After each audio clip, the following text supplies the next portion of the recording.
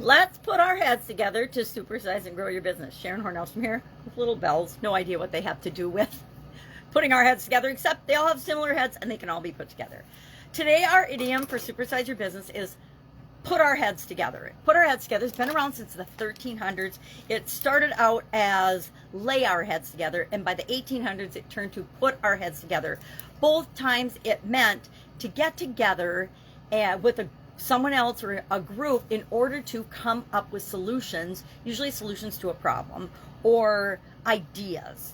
It means to get together, to gather together, and do some collaborative and some group thinking in order to come up with solution to a problem or to collaborate and brainstorm. It really means collaborative brainstorming, right? And we use that in our businesses all the time. At least I hope you do. I use brainstorming and problem solving techniques in my business all the time.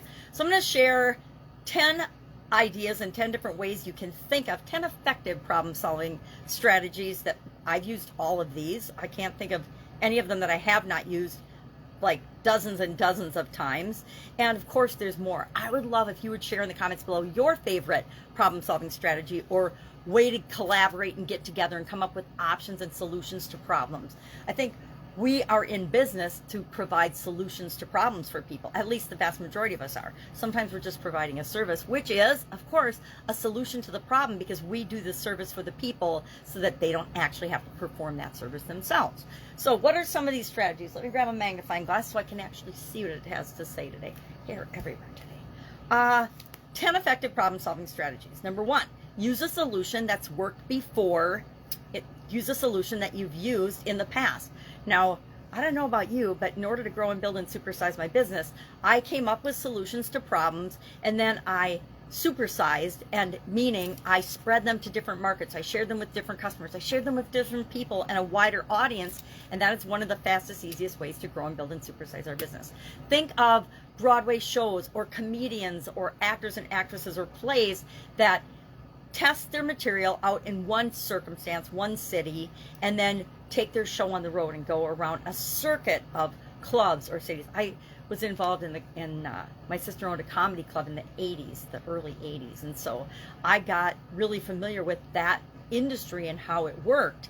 And the comedians would come, they would test different material, and they would test it over and over and over again until they found something that worked. And then when they found something that worked, they would supersize that, meaning they would get a television program, or they would be on a special, or they would take it to the different comedy clubs around the country and perform that same act. We can do the same thing with our businesses and the solutions that we creatively come up with by putting our heads together with other people, either inside or outside our organization. And I would say one of the biggest secrets to expanding and finding solutions that are creative to your industry is to look to other industries, look to other people that have solved a similar problem and say, okay, well, how could I apply that in my industry? So do something that's worked in the past. Secondly, brainstorming is, of course, a great way to problem solve and come up with solutions. Work backwards. This I learned, and I probably learned it in college. I don't remember where I learned it because it's been so long ago, but I found that if I went through a process backwards, whenever I join a new company or a new organization, most people will go through this system forward, but when you go through it backwards, you see where there are gaps or little places, little holes that can be filled in the process to improve it and make it better. So working backwards is a really powerful way to do things. Use the Kipling solution, which I always call the journalistic framework: who, what, where, when, why, and how. Ask yourself those questions in order to make sure you're covering all the bases when you're solving a problem. Sleep on it. Definitely have done this thousands of times in my life. I'll have a problem or a challenge, and I'll ask myself the question before I go to bed: what are some creative solutions to this particular problem? And I'll describe the problem, and I'll say if there's any criteria that I want it to meet for sure. And then I will wake up with either the best solution or multiple possible solutions to explore in order to determine which solution is best for the particular problem at hand. Draw the problem out. Sometimes it just helps to grab a piece of paper and sketch out the problem or the relationships so that you have a better idea of what it actually looks like. Some people are awesome at visualizing and imagining things in their mind. Others not so much, and so it helps to draw out the problem. Use trial and error. This is probably the most expensive and the longest and the hardest way of coming up with a solution to a problem. Yet, it's probably one of the most popular techniques that people use when it comes to coming up with solutions to problems. And that's just, they try something, and if it doesn't work, they try something else. And if that doesn't work, they try something else. Trial and error. I already said sleep on it. Get advice from your peers. Get advice from other people. Join masterminds. Ask questions. Go online. Research. Ask Google. Ask Bing. Ask whatever thing you like. Heck, ask the AI or Chat GPT these days. Use the Pareto principle, the 80-20 rule.